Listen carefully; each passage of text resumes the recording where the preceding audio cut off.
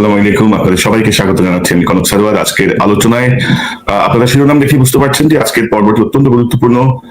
একটু দীর্ঘ হলেও আমি আপনাদেরকে অনুরোধ করব পুরো পর্বটি দেখার জন্য, কারণ আজকে 25শে ফেব্রুয়ারির আমাদের বিডিআর বিদ্রোহের নামে প্রায় 57 জন সেনা কর্মকর্তা সহ 74 জনকে হত্যা করার 12 বছর পূর্তি। আমরা যদি বলি এই 12 বছরে এই হত্যাকাণ্ডের বিচার তো হয়নি, সুষ্ঠু তদন্তও হয়নি। এবং আমরা এই সংক্রান্ত কিছু কাজ করতে গিয়ে দেখলাম যে প্রচুর ঘাপলা, প্রচুর অসামঞ্জস্য, এবং যারা এই তদন্ত প্রক্রিয়ার সঙ্গে ছিলেন, যারা বাইরে থেকে নিয়ন্ত্রণ করেছেন, সবকিছু মিলিয়ে এরকম একটি ভয়াবহ, মর্মান্তিক, দুঃখজনক এবং বাংলাদেশের জন্য, বাংলাদেশের যে ক্ষতি হলো আমাদের, তার বিষয়ে আমাদের শাসক দল কিংবা সেনাবাহিনী কিংবা অন্য কোনো পর্যায়ে কোনো ধরনের মাথা ব্যথা নেই। অনেকটা এই দিবস আসে, ফুল দেয়, শোক দেয়, বিচার হবে, এই হবে, সেই হবে, দুঃখজনক ঘটনা, এইসব কথা বলেই পার হয়ে যাচ্ছে। তো আজকে এই সব বিষয় নিয়ে আমার সঙ্গে আলোচনা করার জন্য যোগ দিচ্ছেন সাংবাদিক, লেখক, কলামিস্ট এবং বাংলাদেশ সেনাবাহিনীর প্রথম ব্যাচের কর্মকর্তা ক্যাপ্টেন শহীদ ইসলাম। শহীদ ভাই, আপনাকে স্বাগত জানাচ্ছি আজকের অনুষ্ঠানে। ধন্যবাদ কনক, আমাকে আহ্বান করানোর জন্য, এবং দর্শক শ্রোতাদের প্রতি আমার আসসালামু আলাইকুম। শহীদ ভাই, এই যে 25শে ফেব্রুয়ারি 12 বছর পূর্ণ হলো, তো মানে আমি যেটি বলছিলাম যে এখন পর্যন্ত বিচার তো দূরের কথা, এই হত্যাকাণ্ডের একটি সুষ্ঠু তদন্তই হয় নাই। কিন্তু তদন্ত বলতে যা বোঝায় সবই জোড়াতালি দিয়ে, সবই মানে এলোমেলো ভাবেই কাজ হয়েছে। এবং আমি যদি প্রথমেই পিলখানায় নিহত lieutenant colonel Lutfur Rahman 24 rifle ব্যাটালিয়নের সিইও, তার এক আত্মীয় একটি ইন্টারভিউ দিয়েছেন সাংবাদিকদের কাছে। আমরা ফেসবুক থেকে সেই ইন্টারভিউতে পেয়েছি, আমি একটু দেখাতে চাই। 3000 পেজ লেখা হয়েছে, সেখান থেকে মাত্র 800 পেজ মানে বিচারকেরা কাউন্টেড করছে। 3000 পেজের মধ্যে মাত্র 800 পেজ। 25 তারিখ আজকে বা কালকে থেকে আপনাদের গুঞ্জন দেখা যায়, তার আগে কিন্তু সারা বছর আপনারা কিছুই লেখেন না। আমাদের এই চুলোকুটির দেশে অনেকে জানেই না যে 25 ফেব্রুয়ারি কি হয়েছে। রাইফেল ব্যাটালিয়নের সিও হয়ে আসলো, কি করছে তারা তার সাথে, মানে শুধু যদি যেদিন বডিটা দেখা যাইতো আর মিডিয়াকে দেখানো যেত বডিটা, সেটা কি হয়েছে শুধু তারাই বলতে পারতো কি হয়েছে। বুঝতে পারছেন শহীদ ভাই কি মর্মান্তিক এই, এবং এই ছবিটিতে আমি একটি ইফেক্ট ব্যবহার করেছি যে এই বক্তব্য শুধু একজনের বক্তব্য না, কিন্তু এই বক্তব্য কিন্তু 57 জন যে সেনা কর্মকর্তা, তাদের প্রত্যেকটি পরিবারের, প্রত্যেকটি বন্ধু স্বজনের বক্তব্য। এবং এই ঘটনাটিতে আমি শহীদ ভাই একটু ইমোশনাল হয়ে যাই, কারণ 25শে ফেব্রুয়ারির সূচনা থেকে আমি তো তখন ঢাকায় ছিলাম, এবং আমি খুব ভেরি অ্যাক্টিভলি এই বিডিআর হত্যাকাণ্ডের নামে এই যে মিউটিনি, এই যে সকল কিছু কভার করেছি। এবং আমি আপনাকে একটু দেখাতে চাই যে এই ঘটনার সঙ্গে আমাদের ইনভলভমেন্ট। সেনাবাহিনীর সদস্যরা যখন মেইন গেট দিয়ে ঢুকে, সে সময় আমি রাইফেল স্কোয়ারের পেছনের গ্রিল টপকায় আমি এবং আমার ক্যামেরা পার্সন সিনহা আমরা ভিতরে ঢুকে যাই, এবং প্রথম যে লুটপাট এবং গণকবর সকল কিছু আমি প্রথম রিপোর্ট করি, এবং এটি নিয়েও ব্যাপক চাপের মুখোমুখি হয়েছিলাম। তো আমি আপনাদেরকে একটু দেখাতে চাই, দর্শকদেরকে সেই রিপোর্টটি দেখাতে চাই। দর্শক, আমরা এখন দাঁড়িয়ে আছি বিডিআর সদর দপ্তরের ভেতরে অফিসার্স মেসের একটি কক্ষে। এই রুমটি ইতিমধ্যে তছনছ করা হয়েছে। আপনারা দেখতে পাচ্ছেন যে ছড়িয়ে ছিটিয়ে আছে কাপড় চোপড়, আলমারি খোলা, সবকিছু ছিন্ন ভিন্ন ছড়িয়ে ছিটিয়ে আছে। এবং আমরা এখানে একটি ইউনিফর্ম দেখতে পাচ্ছি। ইউনিফর্মের নাম লেখা আছে রিয়াজ, এবং এখানে যে র্যাঙ্কটি রয়েছে তাতে মনে হচ্ছে তিনি মেজর পদমর্যাদার কোনো কর্মকর্তা, যিনি এখানে কর্মরত ছিলেন। তো আসলে এই রিয়াজ সাহেবের কি পরিণতি হয়েছে আমরা এখন জানি না। আমরা হয়তো আরো বিস্তারিত তল্লাশির পরে হয়তো আমরা জানতে পারবো যে আসলে কি ঘটেছে এই রিয়াজ সাহেবের ভাগ্যে। দর্শক, এখানেও আরেকটি কর্মকর্তার কক্ষ, এখানেও আসলে সবকিছু ভেঙে চুরে তছনছ করা হয়েছে। এখানে ব্যাপক লুটপাট চলেছে, আমরা দেখে বুঝতে পারছি। কারণ আপনারা দেখছেন যে এখানে বেশ কিছু জুয়েলারি বক্স আছে, কিন্তু জুয়েলারি বক্স খালি। এরকম অসংখ্য জুয়েলারি বক্স এখানে পড়ে আছে। যেমন এখানে একটু জুয়েলারি আমরা পাচ্ছি, কিন্তু বাকিগুলো সব নিয়ে যাওয়া হয়েছে। তবে যেগুলো একটি গোল্ড নয়, সেই জিনিসগুলো কিন্তু এখানে ফেলে যাওয়া হয়েছে। অর্থাৎ শুধুমাত্র তাদের দাবি দেওয়া, বিডিআর জওয়ানরা যা বলছিল তাদের দাবি দেওয়া, শুধু তা নয়, এখানে আমরা দেখছি যে ইচ্ছা মতো লুটপাট হয়েছে, তছনছ করে দেওয়া হয়েছে। যেমন এখানে খাটের তোষক উল্টিয়ে দেখা হয়েছে যে আসলে আর কিছু আছে কিনা, ভেঙে ফেলা হয়েছে এখানকার ওয়ার্ডরোব এবং অন্যান্য জিনিসপত্র। এবং এখানে আমরা দেখছি, আমরা অবশ্য ওনার নাম জানি না, যে ছবি আমরা দেখছি বা যা দেখছি তাতে মনে হচ্ছে যে খুব সদ্য বিবাহিত ছিলেন এই অফিসার। আসলে এখন জানি না তার কি পরিণতি হয়েছে। এখানে আরেকটি কক্ষ,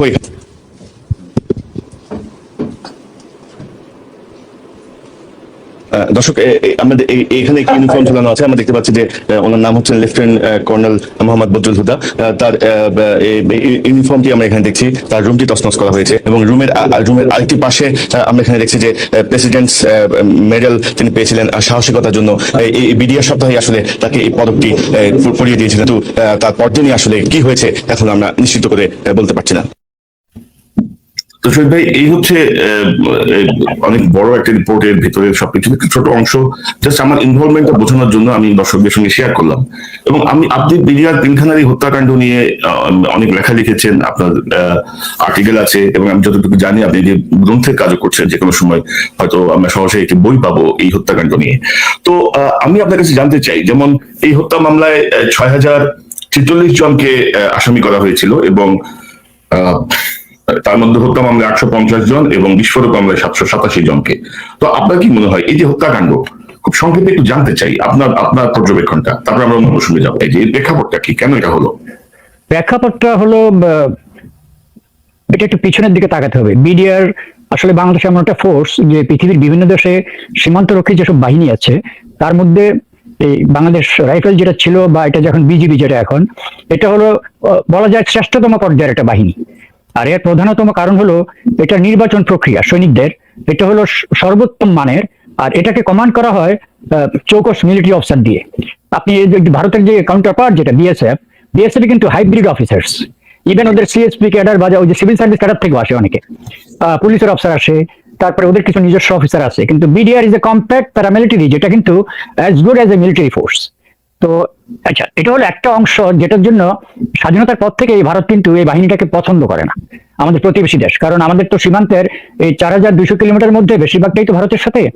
আচ্ছা, এরপর হলো কি, সংক্ষিপ্ত করতে গেলে ব্যাপারটা যা দাঁড়ায় সেটা হলো 2001 সালের এপ্রিল মাসের 16 তারিখ সম্ভবত আমাদের এই সিলেটে তামাবিল এলাকাতে আমাদের পাদুয়া নামে আমাদের একটা জায়গা আছে, ওখানে অ্যাডভার্স পজিশন বলি আমরা। আমাদের জায়গা একটা মুক্তিযুদ্ধের পর থেকে ভারতের হাতে, ওখানে মুক্তিযুদ্ধের সময় প্রশিক্ষণ হতো কিছুটা। তারপরে এই জায়গাটা ভারত আমাদেরকে আর দেয়নি। সীমান্ত, হ্যাঁ, পদুয়া রৌমারিটা পরেরটা, এটা পদুয়াটা একটা, আর রৌমারি কিন্তু আরো অনেক দূর, আমি আসছি সেটা। তো আমি জাস্ট এখন 2-3 মিনিট সময় নেবো, কারণ এই প্রেক্ষাপটটা জানাটা খুবই গুরুত্বপূর্ণ।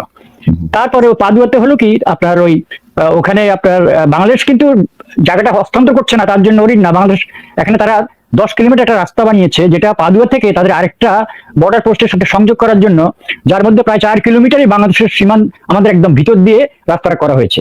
প্রতিবাদ করার পরে কোনো কিছু হয় নাই। তারপর আমাদের বিডিআর স্বপ্রণোদিত হয়ে পাদুয়া দখল করে নিয়েছে, যেহেতু এটা ঐতিহাসিকভাবে আমাদের জায়গা, ম্যাপও আমাদের জায়গা, এবং এটা নিয়ে অ্যাডভার্স পজিশন, মানে এরকম অ্যাডভার্স পজিশন আমাদের 550টা আছে ওদের ভিতরে। তো যাই হোক, তো পরে এটা করার পরে তো ভারত মানে একেবারে হতচকিত অবস্থা, যে বাংলাদেশের বিডিআর এত বড় সাহস করতে পারে, এটা করে ফেললো। 3 দিন পরে, 16 তারিখের পরে 3 দিন পরে, সম্ভবত 18 তারিখ, তারা 120 কিলোমিটার দূরে আমাদের কুড়িগ্রাম সীমান্তের আপনার এই বাড়ি এলাকা একটা সীমান্ত পোস্ট আছে, সেই জায়গাতে তারা ভোর রাত্রে এমন একটা অ্যাটাক করলো, কমপ্লিট ফুল ব্যাটালিয়ন নিয়ে, অলমোস্ট 400 সৈনিক ওখানে ছিল, এবং ভিতরে আবার ভারতের আপনার সেনাবাহিনীর ব্ল্যাক কমান্ডো, যে স্পেশাল ইলিট যে কমান্ডো বাহিনী, ওদের একটা মিশ্রণ ছিল এর মধ্যে, এবং আমাদেরকে সারপ্রাইজ দেওয়ার জন্য আক্রমণটা করেছে। তো বিওপিতে, বাংলাদেশের বর্ডারে বিওপিতে নর্মালি 2 সেকশন ট্রুপস থাকে, দ্যাট মিনস 20 জন 22 জন। এর মধ্যে অর্ধেক ওই অ্যাডমিনিস্ট্রেটিভ ডিউটি, ঘুম নিদ্রা ওইসবে থাকে, বাকি অর্ধেক অন ডিউটি থাকে। কিন্তু সৌভাগ্যবশত ওই সীমান্তে যে আমাদের গ্রাম এলাকায় যে আমাদের যে গোয়েন্দাগুলো আছে গ্রামবাসীর মধ্যে, তারা এই ভোর রাত্রে আক্রমণটা, বিশাল আকারের আক্রমণ, 400-450 সোলজার একসাথে আক্রমণ করছে, ওটা দেখতে পেরে তারা আগে বিডিআরকে জানিয়ে দিয়েছে। জানার ফলে বিডিআর স্ট্যান্ডার্ড যে প্রসিডিয়ার, ওই প্রসিডিয়ার ফলো করে ওরা যেহেতু আমাদের সীমান্তের ভিতরে ঢুকে গেছে, তারা করছে কি, তাদেরকে প্রতিহত করছে, এবং এমনভাবে প্রতিহত করছে, তারা যেহেতু ডিফেন্সে ছিল, ওরা এটাকে আসছে। এখন ওরা দুই পক্ষ স্বীকারই করলো যে 16 জন মারা গেছে ওদের, বাট দুই দেশেরই মিডিয়া আরো দেখালো যে মূলত 70 থেকে 80 জন মারা গেছে, এবং কমপ্লিট এই ব্যাটালিয়নটা অলমোস্ট ওয়াইপ আউট হওয়ার পথে প্রায় 300-এর উপরে ওখানে আহত হয়েছে। এই দুইটা ঘটনা, এই দুইটা পরাজয় ভারতের, এই দুইটা পরাজয় থেকে ভারত বুঝে নিল, আমি সরাসরি ভারতের কথাই বলছি, বিকজ এখানে রাগডা করার সময় নেই আর এটার মধ্যে। ভারত বুঝে নিল যে এই বিডিআর বাহিনী যতদিন পর্যন্ত সেনাবাহিনীর কমান্ডে থাকবে, সেনাবাহিনীর অফিসারদের, এটাকে কোনো অবস্থাতে কিছু করা যাবে না, সুতরাং এটাকে এখন প্রতিহত করতে হবে। আর এই দুইটা পরাজয় ভারত কোনো অবস্থায় সহ্য করতে পারছিল না। এরপর থেকেই ষড়যন্ত্রটা শুরু হলো। সংক্ষিপ্তভাবে বলতে গেলে, এক পর্যায়ে এসে বিডিআর এর ভিতরে এই অপারেশন ডাল ভাত চালু হলো পরবর্তীকালে, যখন 111-এর সরকার পরিবর্তন হলো, জেনারেল মঈন যখন ক্ষমতায় আসলো, সুকৌশলে ওই প্রোগ্রামটা দিয়ে এই ওদের মধ্যে একটা কোন্দল সৃষ্টি করে দিল, এবং সৈনিকরা এক পর্যায়ে অভিযুক্ত করলো অফিসারদেরকে যে এই ডাল অপারেশন, ডাল ভাতের টাকা কোথায়, এই ধরনের একটা বিরাট বিশৃঙ্খলা সৃষ্টি হলো বাহিনীর ভিতর। ওইটার অজুহাতে এই বিদ্রোহ, এবং এই বিদ্রোহের মধ্যে কিন্তু ভারতীয় কিছু সৈনিকের অংশগ্রহণ ছিল, যাদেরকে আপনি মাথায় ওই বন্দনা পরা অবস্থায় দেখবেন, এরা এক পায়ে দাঁড়িয়ে আছে। আমাদের বিডিআর সোলজাররা কিন্তু যথেষ্ট স্মার্ট, তাদের দৈহিক কাঠামো, তাদের দৃষ্টিভঙ্গি, তাদের মাথার টুপি, সবকিছুতে বোঝা যায় এরা বাইরের কোনো আগত কোনো বাহিনী। এই হলো বেসিক্যালি, এটা হলো ওটার প্রতিশোধ, এবং এখানে এই বিদ্রোহটা ঘটানো হয়েছে ভিতর থেকে আমাদের দেশের সরকারকে ব্যবহার করে এই ঘটনাটা ঘটানো হয়েছে। আমাদের গবেষণার এটা কিন্তু কনক্লুশন। তো তাহলে জনাব শহীদ ইসলাম, আপনি বলতে চাচ্ছেন যে পদুয়া বা রৌমারী সীমান্তের, এটা কি পদুয়া সীমান্ত না? পাদুয়াটাতে প্রথম সংঘর্ষটা যেটা হলো, আর ওরা কাউন্টার অ্যাটাক করলো এসে রৌমারিতে, বাড়িতে, সেটা হলো কুড়িগ্রামে, প্রায় 120 কিলোমিটার, 120 কিলোমিটার দূরে। এটাই হয় সামরিক অপারেশন, এটাই হয়, সারপ্রাইজ দেওয়ার জন্য সেম জায়গাতে অ্যাটাক করে না, অন্য জায়গায় যায়, সো এটাই হয় আর কি। তাহলে আপনি বলতে চাচ্ছেন যে এই যে সংঘর্ষ বা যে ভারতীয় বিএসএফ এর যে অফিসার বা সৈনিকরা যারা মারা গেছে, তার প্রতিশোধ হিসেবে আপনি মনে করছেন যে এটি সরকারের সঙ্গে একটি পরিকল্পনা করে এই হত্যাকাণ্ডটি ঘটানো হয়েছে? না, এখন সরকারের সাথে পরিকল্পনাটা যেটা, সেটার ব্যাপারে আমি আপনাকে বলবো যে এটা সরকার এটার মধ্যে সম্পৃক্ত হয়ে গেছে। আমাদের রিসার্চে যেটা প্রমাণ পাচ্ছি আমরা, আপনাকে কতগুলো কথা বলি, পুরো ষড়যন্ত্রটার ধারাবাহিকতা আছে। পরাজিত হলো ভারত, ঠিক আছে, 2টা যুদ্ধে পরাজিত। আমরা পাদুয়া টেক ওভার করলাম, তারা পারলো না আমাদেরকে হটাতে। আবার বাড়িতে তারা আমাদেরকে অ্যাটাক করে বিরাট একটা ধ্বংসের মুখে পতিত হলো তাদের সৈনিকরা। বিরাট একটা ব্যাটালিয়ন, একটা কমপ্লিট বিএসএফ এর একটা ব্যাটালিয়ন ওয়াইপ আউটের মতো অবস্থায় পড়লো। এই দুটো ঘটনার পরে আপনি দেখেন, যখন বিডিআর এর ডাল ভাতের অপারেশনটা করা হয় এই গন্ডগোলটা লাগানোর জন্য, তার আগে কিন্তু সুপরিকল্পিতভাবে কিছু demand BDR for the first time আসলো। এদের মধ্যে অন্যতম হলো পে রাইজ একটা স্ট্যান্ডার্ড, এটা হতেই পারে। তারপরেও কোনো সশস্ত্র বাহিনীর ভিতরে বা সেনাবাহিনীর ভিতরে বা কোনো সুশৃঙ্খল বাহিনীর ভিতরে এইভাবে হয় না, এগুলো একটা নিয়ম আছে যেভাবে হয়।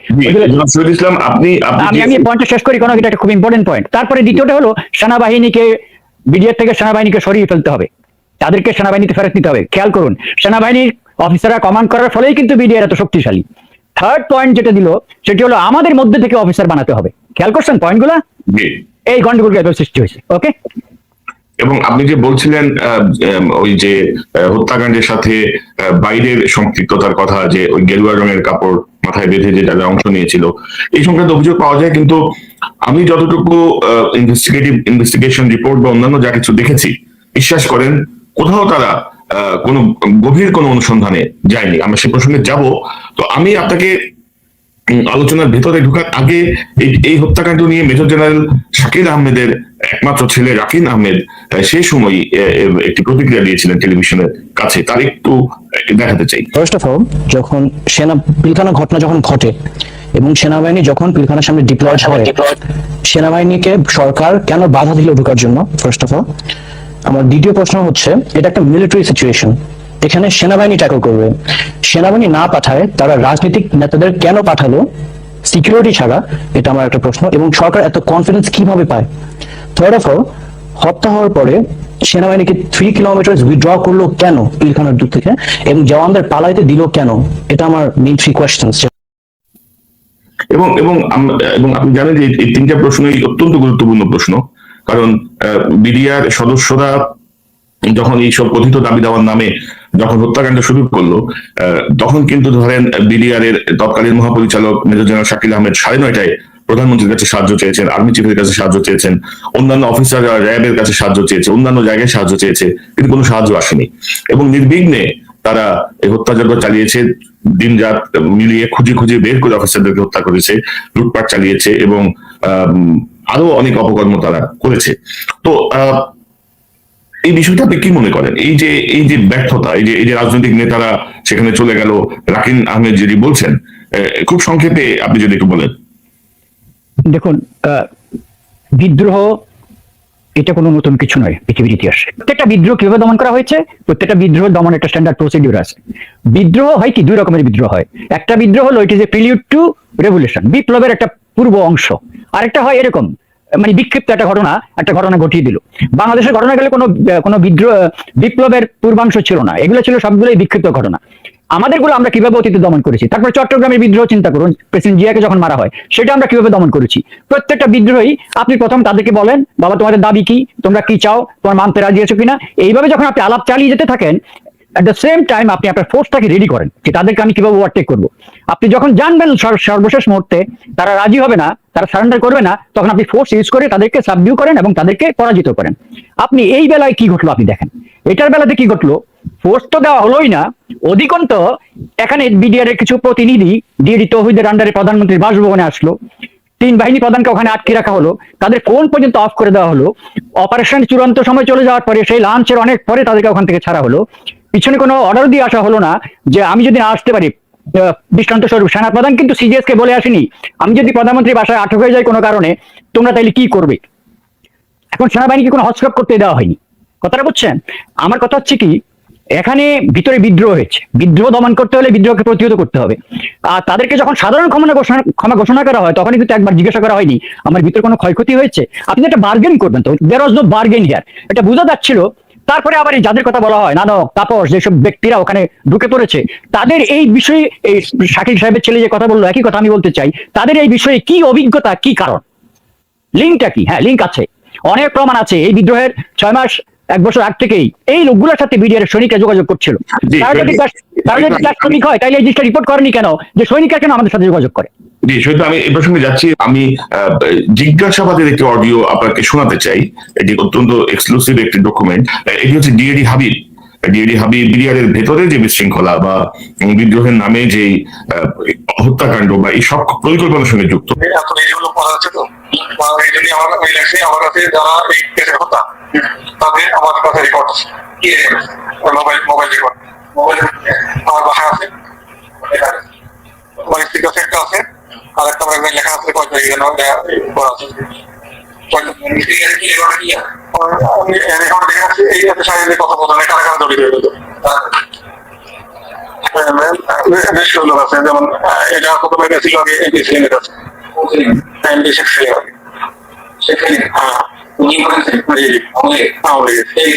ওখানে ডিডি দল গেছিল, আমিও গেছিলাম ওদের, আমিও গেছিলাম আরো ওই এসে ওনার বাসায়, বাসা গুলশানে। উদ্দেশ্য হচ্ছে ওই যে দাবিত বাবুগুলো আছে এটা এই করার জন্য আর কি, এই রাজনৈতিক সমাধান করার জন্য না বিশেষ এই গণনা তো তারা এই গণনাটা তারাই করছে। বলছিল যে নির্যাতন হয়েছে, আন্দোলন নির্যাতন করছে, বুঝছেন, আন্দোলন নির্যাতন করছে, সেই নির্যাতনের ভিত্তিতে আমাদের একটা ইয়ে আছে, এটা আমাদের চিন্তার বিষয় আছে, এটা তো আমরা এটাই করবো। কি করবো এটা দেখতেছি, দেখতেছি না। তারপরে আমার কথা আমার তার সাথে যোগাযোগ করছে, অন্য কথা ছিল আমার কাছে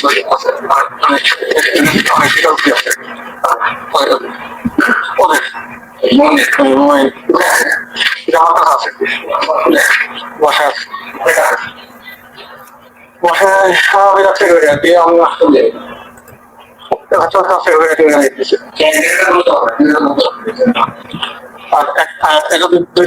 আমি হচ্ছে ডিএডি দলের সঙ্গে ডিএডি দলের গেছিল, সেই ডিএডি দলের সঙ্গে সেটা লেখা আছে আর কি, কয়টা রেকর্ডটা করছিলাম ওইটা আমি ওই রেকর্ডটা মোবাইল আছে আর কি। হ্যাঁ, মোবাইলটা কিন্তু মোবাইলটা হয়ে গেছে, মোবাইলটা হয়ে গেছে মানে ওই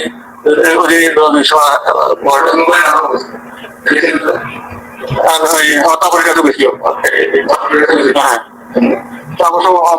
হ্যাঁ আমাদের তো আছে ধরে এইসব দিয়ে তাদেরকে কেন্দ্র দিচ্ছে জমা হয়ে গেছে জমা হয়ে গেছে।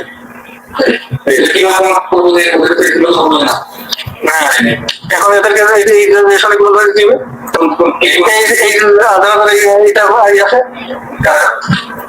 অনেক যেমন তারপরে আমার বাড়ি বেশ কয়েকটা আছে, আমি যেমন একটা মাসুদ আছে, তারপর আরো অনেকগুলো নাম জানি আমি দেখি নতুন সরি নতুন টাইপের জীবন হয় না আমরা বলছি যে ভাবে দরবারে দুটো তুলে ধরো, আজকে না হোক কালকে হবে, কালকে না হোক পশু হবে,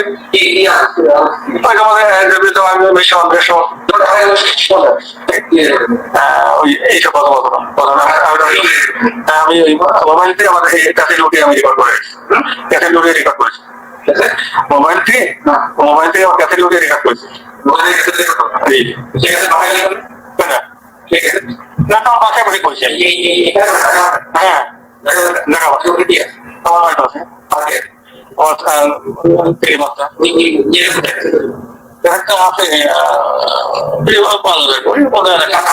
আমি তাদেরকে সচেতন দিচ্ছি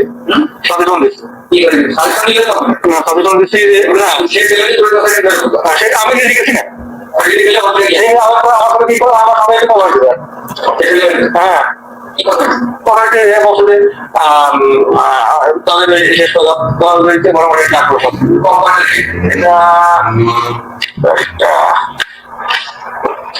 তাকে মনে করে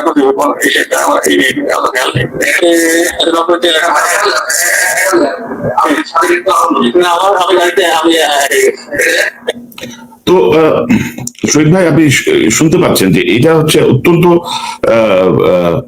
শক্তিশালী একটা তথ্য যে শেখ সেলিম এবং ফজলিনুর তাপস দুইজনের সঙ্গে তাদের মিটিং হয়েছে এবং তারা দুজনেই কিন্তু বলেছেন যে সেনাবাহিনীর উপর তাদের ক্ষোভ আছে এবং তারা কিন্তু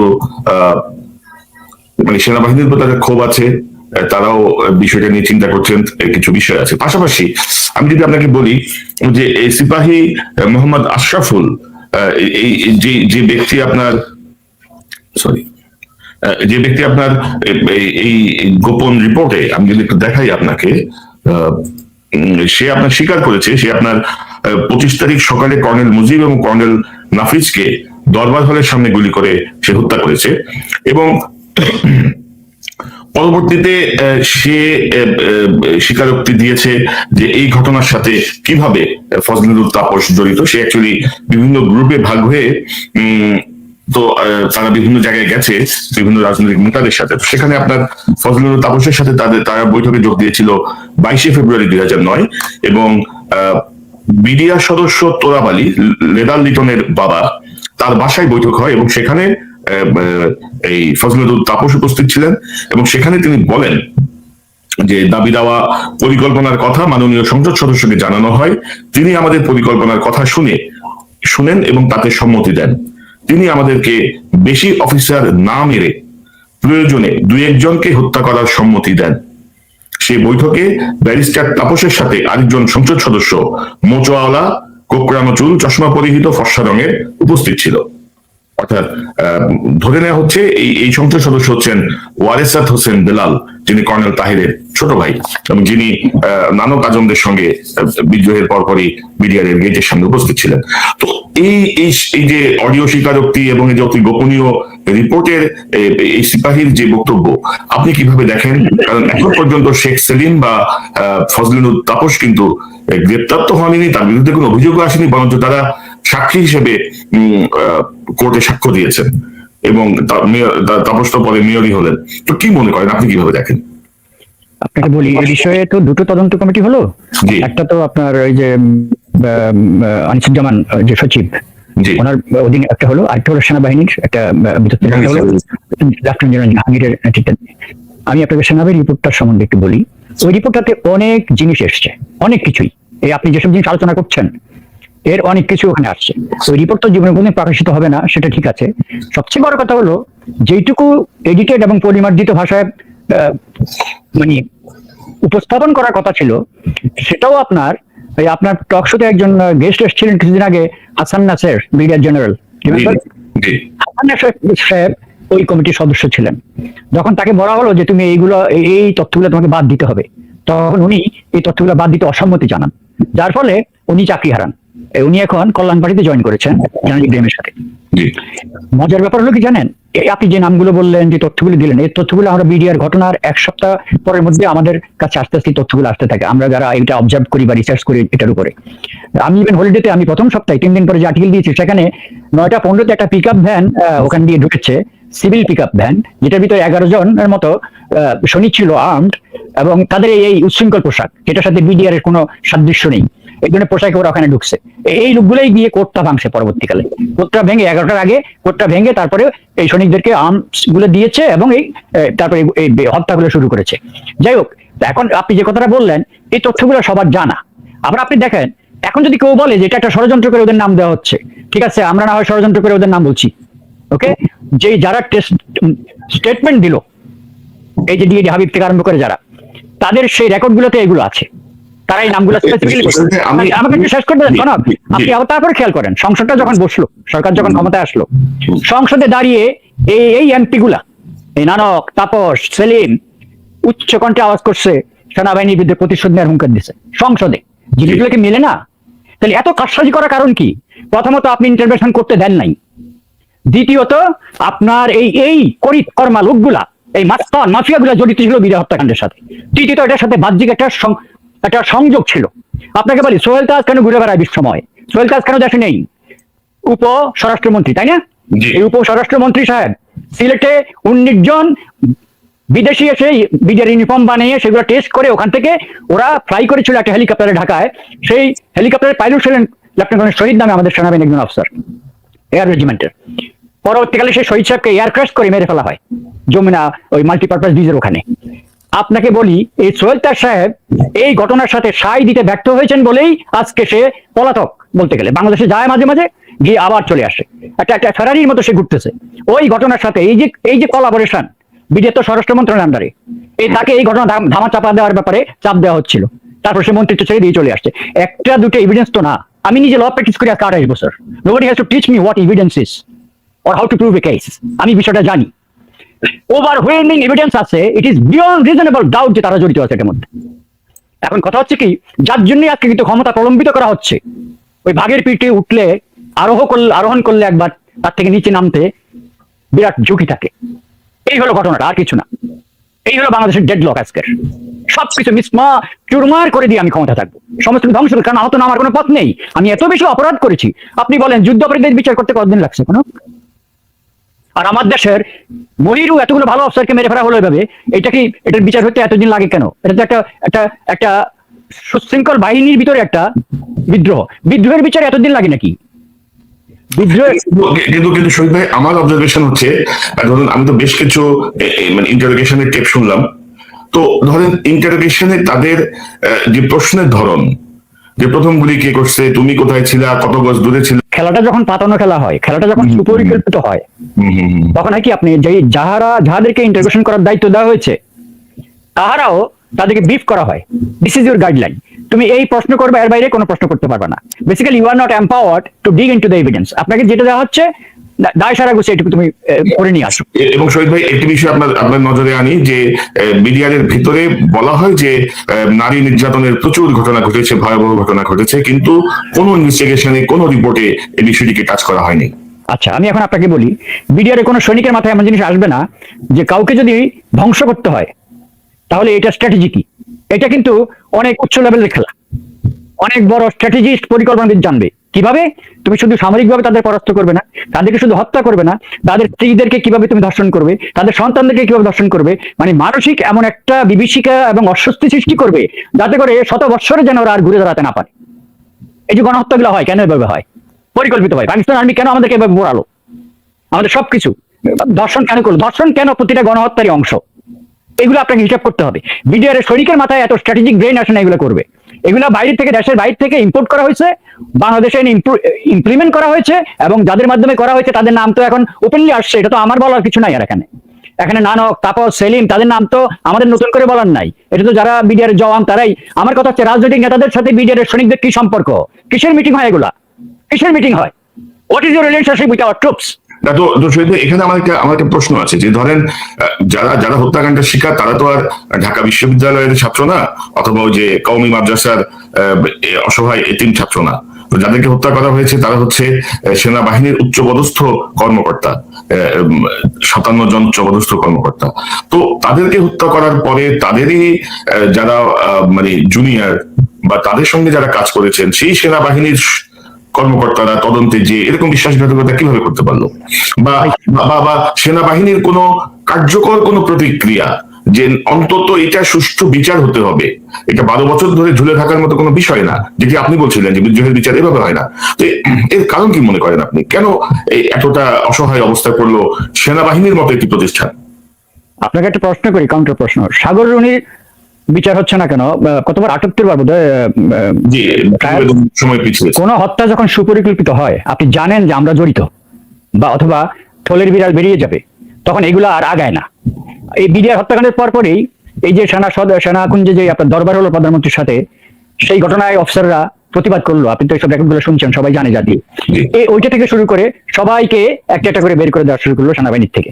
ওকে, তারপরে আপনি দেখেন এই যে প্যারা কমান্ডো ইউনিট যারা আসছিল প্রথম ভাগেই এখানে ইন্টারভেনশন করার জন্য, ওই পুরো ব্যাটালিয়নটাকে আপনার এমন ভাবে, ইভেন তাপসের গাড়িতে নাকি প্যারা কমান্ডো ইউনিটের 5 জন ক্যাপ্টেন সাহেব নাকি গ্রেনেড মারছে, একটা ঘটনা হয়েছে, আপনি জানেন। আমার কথা হচ্ছে কি, প্যারা কমান্ডো এমন গাধা না, কারো গাড়িতে একটা গ্রেনেড মারবে আর উনি সুন্দর মতো গাড়ি একটা গ্লাসও ভাঙবে না, উনি বেঁচে আসবে। এত গাধা প্যারা কমান্ডো তো আমরা বাংলাদেশে বানাই না, কথা বলছেন? আমাদের সেনাবাহিনীর স্ট্যান্ডার্ড এত লো না, কিন্তু ওই অফিসারদেরকে এখানে ফাঁসানোর জন্য এই ঘটনা হচ্ছে। এবং এটার জন্য সেনাবাহিনীর ভিতরে সেই সময় যখন তাদেরকে চাকরি থেকে বের করে দেওয়া হয়, সেই সময় যে কি ধরনের বিতর্ক হয়েছে, শুধু একটা জেনারেল একটু স্ট্যান্ড নিয়েছিল যে আমি এটা বিশ্বাস করি না যে তারা এখানে অপারেশনে জড়িত ছিল, এবং উনিও পরে ভিক্টিমাইজ এমন ভাবে হয়েছে যে মানে মারাত্মকভাবে ভিক্টিমাইজ হয়েছে। এখন হচ্ছে কি, আমি তো বলি যে ওই প্যারা কমান্ডো ইউনিটের 5 জন হচ্ছেন major Helal, captain Rajib, captain Fuad, captain Subail এবং ক্যাপ্টেন রেজা। তারা এই 5 জনই 5 বছর করে কারাদণ্ড ভোগ করেছেন, মানে ভয়ঙ্কর নির্যাতনের শিকার হয়েছেন তাদের বিচারের মুখোমুখি করার জন্য, তাদেরকে কনফেস করানোর জন্য। তো আমি ঘুরে ফিরে যে প্রশ্নটাই আসছি যে ফেলো অফিসাররা কিভাবে এটা সহ্য করছে? এরা তো আর অসহায় মাদ্রাসা ছাত্র না যে হেফাজতের দমনের নামে আপনি গুলি করে মেরে ফেলবেন। এরা তো আর মানে সাধারণ কেউ না, এটা তো একটা বাহিনী। সেই বাহিনী কিভাবে তাদের ফেলো অফিসারদের এরকম পরিণতি মেনে নিচ্ছে একটার পর একটা, বা তারা কেন? জি, সেনাবাহিনীর অফিসার আরো বেশি অসহায়। আপনি যেটা বললেন, ওরা তো হেফাজতের মাদ্রাসা স্টুডেন্টও না অথবা কলেজের শিক্ষার্থী না যারা মার খেয়েছে। সেনাবাহিনীর অফিসার আরো বেশি অসহায়। সেনাবাহিনীর অফিসার বলেন, সৈনিক বলেন, সেনাবাহিনী হলো খাঁচায় বন্দি একটা বাঘ। এটাকে যখন ছাড়বেন এটা ঝাঁপিয়ে পড়বে, যতক্ষণ আটকিয়ে রাখবেন এটা আটকানো থাকবে। এটা এমন সুশৃঙ্খলতার ভিতরে এটা থাকে, এটার কোনো উচ্চবাচ্য করার কোনো সুযোগ থাকে না। আপনি সেনাবাহিনীতে সামান্যতম কথা ডাইনিং হলে বসে কার সাথে বলছেন, আপনার আরেকজন কলিগের সাথে, সেটাও কিন্তু গোয়েন্দারা ওয়াচ করে, কথা বলছেন। আর এখন মজার ব্যাপার হলো, একটা নিয়মতান্ত্রিক ভাবে সেই ধরনের ওয়াচগুলো হলো রাষ্ট্রীয় নিরাপত্তার স্বার্থে, আর এখন ওয়াচগুলো হলো আপনি আওয়ামী লীগের বিরুদ্ধে কিছু বলছেন কিনা, হাসিনা আপার বিরুদ্ধে কিছু বলছেন কিনা, মানে এখানে একটা মাফিয়াতন্ত্র, মাফিয়াদের বিরুদ্ধে কিছু বলছেন কিনা, এটা হলো এখনকার ওয়াচ। ওই আপনি বিডিআর ঘটনা পরে কি পরিমাণ গোয়েন্দা বৃত্তি, সেনাবাহিনীকে কিভাবে কন্ট্রোল করা হয়েছে, আপনি যেটা বললেন, প্রতিক্রিয়া হয় নাই কে বলেছে? যথেষ্ট প্রতিক্রিয়া হয়েছে। বাট মজার ব্যাপার হলো কি জানেন, একের পর এক সবাইকে বের করে দিচ্ছে, সবাইকে যাকে পারছে তাকে ধরে বের করে দিচ্ছে। এখন কথা হচ্ছে, তারপরে আপনি গুম খুনের ব্যাপার তো আপনি মনে করেন এই এতগুলো অফিসার যে গুম হলো, এতগুলো যে আপনার কি বলে কাউকে যে মেরে ফেললো, অনেক কিছু ঘটে গেল, এগুলো তো কোনো কারণেই ঘটছে। কেউ কেউ আবার করতে গেল, অভিযোগ করা হলো, এই সেই। তো জিনিসটা যেটা হচ্ছে, সুপরিকল্পিত কোনো জিনিস যখন হয় সেখানে তদন্ত আগায় না, সেখানে বিচার আগাবে না, সেখানে এটার জন্য যারা যারা যারা যারা সমালোচনা করছে বা এটাকে ত্বরান্বিত করার চেষ্টা করছে তাদের সবাইকে প্রতিহত করার একটা ব্যবস্থা করা হয়। এই একটা বিসিএস সাইকেলের ভিতরে আমরা পড়ে গেছি। এটার থেকে বেরিয়ে আসবো। ওই যে বললেন আপনি, আমি বললাম যে ওরা খাঁচার বাঘ সেনাবাহিনী, যখন গেটটা খুলে দেবে কেউ তখন সেই ছবলটা মারবে, সেই ছবলের মাথায় সবাই তখন অন্য হয়ে ঘুরবে যে কি হলো। 15ই আগস্টের ঘটনার সময় সেই উচ্ছৃঙ্খল অফিসার আমরা বলি, তাই না? তবে আমি আপনার সঙ্গে একটু দ্বিমত পোষণ করি। যে বাহিনী নিজেদেরকে রক্ষা করতে পারে না, যে বাহিনীর 57 জন অফিসারকে নির্মমভাবে হত্যা করা হয়, যে বাহিনী এই ঘটনার প্রতিবাদ করতে যে চাকরি হারায়, একের পর এক জেল খাটে, গুম হয়ে যায়, আপনি কিভাবে আশা করেন? আপনি সেনাবাহিনীর ফার্স্ট লং কোর্সের অফিসার, আপনার কি মনে হয় না, আপনার কি মনে হয় যে আমি কি আশা করব? ওকে, আমি দুটো জবাব দেবো। আমি বসে থাকবো, একে একে সব ফিনিশ হয়ে যাবে, আমি বসে থাকবো, আমি কোনো মিনিমাম কোনো প্রোটেক্ট করতে পারবো না? আপনার প্রশ্নটা আমি বুঝতে পেরেছি, আমি এটা দুভাবে জবাব দেবো। প্রথম কথা, বাংলাদেশ সেনাবাহিনী যে জবাব দিতে পারে নাই, এর কিন্তু একটা ধনাত্মক দিক আছে। ধনাত্মক দিকটা হলো, এতটাই সুশৃঙ্খল আমাদের সেনাবাহিনী যে কমান্ডাররা যেহেতু অনুমতি দেয় নাই, দেশের ডিফেন্স মিনিস্টার ইন্টারভেনশন করার অনুমতি দেয় নাই, দ্যাট ইজ প্রধানমন্ত্রী, সেনা প্রধান অনুমতি দেয় নাই, অর্ডার দেয় নাই, যার জন্য তারা ইন্টারভেনশন করে নাই, তাদের চোখের সামনে তাদের ভাইদেরকে এভাবে হত্যা করা হয়েছে। এবং as per normal procedure intervention করার কথা, এটা it's called standing operation procedure, এইটাও ফলো করে নাই তারা। এটা হলো একটা আনসার। সেকেন্ড আনসার হলো সেটা হলো ওই যেটা বললাম যে ইন্টারভেনশন করার যে সুযোগটা ওই সময় তো পারলোই না। যাই হোক, হত্যাগুলো হয়ে গেল। পরবর্তীকালে সবাই প্রত্যাশা করছিল যে বিচার হবে, বিচারটা হোক, দেখা যাক কি হয়। এটা হলো একটা অংশ। আরেকটা অংশ ছিল কারা কারা এই ঘটনার সাথে জড়িত, তাদের যে বিচার হবে না, মানে মূল মাস্টার মাইন্ড যারা, তাদের যে বিচার হবে না, এটা কিন্তু সেনাবাহিনী বুঝে গেছে। তাহলে তাদেরকে কি করতে হবে? তাদেরকে পরবর্তী কোনো এক সময়ে, যেমন আপনি রাজনৈতিক হুঙ্কার আসছে, যেমন বিএনপির অনেক নেতা বলছে আমরা যদি কোনো সময় ক্ষমতা আসি বিডিআর হত্যার পুনঃ তদন্ত এবং পুনঃ বিচার হবে। তাহলে এটা প্রত্যাশাই করা যায় যে পরবর্তী সরকারটা যেটা আসবে তারা হয়তো এটা ওই যারা এই সরকারের যারা জড়িত ছিল তাদের বিচারটা করবে। এখন কথা হচ্ছে কি, ওই যে ঘূর্ণাবর্তের কথাটা বললাম আপনাকে, যে আমরা একটা ভিসিএস সাইকেলের মধ্যে পড়ে গেছি। এখন সেকেন্ড হলো কিরকম, আপনি কমান্ডটাকে ফেল করে দিচ্ছেন। আপনি যেটা বললেন যে আপনারা কি ধরনের সেনাবাহিনী যারা নিজকে রক্ষা করতে পারেন না। আমি তো রক্ষা করতে পারবো না, আমি সুশৃঙ্খল বাহিনী, আমার কমান্ডকে আপনি ফেল করাই দিচ্ছেন। আমার কমান্ডার তো আমাকে অর্ডার দিচ্ছে না। সুতরাং I have two choice, love it or leave it. আমি হয় সেনাবাহিনীতে চাকরি করবো, নাহলে আমি ছেড়ে চলে আসবো। কারণ আমি সৈনিক হয়ে রিফর্ম করে আমি তো উশৃঙ্খল হবো না, আমি বিদ্রোহে যাবো না। কিন্তু বিদ্রোহ এবং ষড়যন্ত্র যারা করে তারা বাইরে থেকে করছে এই ঘটনাগুলো, বেসামরিক লোকরা করছে, রাজনৈতিক লোকরা করছে। এই রাজনৈতিক লোকরা সমস্ত ষড়যন্ত্র করছে, দেশটাকে শেষ করে দিচ্ছে। সেনাবাহিনী চুপ আছে এখন, কিন্তু এই খাতার ভাগ যেদিন বেরোবে তাদের কিন্তু শেষ করে দেওয়া হবে। এদেরকে রাখা হবে না তো, এদেরকে রাখা হবে না বাংলাদেশে। ওরা জানে, এই জন্য ওরা আজকে ক্ষমতা চাটতে তাদের ভয়।